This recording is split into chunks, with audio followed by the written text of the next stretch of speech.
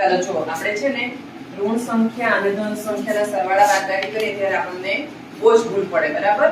તો આજે આપણે નવી રીતથી સરવાળા અને બાદબાકી ઋણ સંખ્યાના અને ધન સંખ્યાના સરવાળે બાદબાકી કરતા શીખવાના છે. હવે અહીંયા સૌપ્રથમ -3 છે, બરાબર? એટલે આપણે માઈનસ નું ચિહ્ન 3 વાર અહીંયા મૂકી દેવાનું. 1 2 અને 3. હવે અહીંયા જો +5 છે, બરાબર? એટલે પ્લસ ના ચિહ્ન આપણે કેટલી વાર મૂકી દેવાના?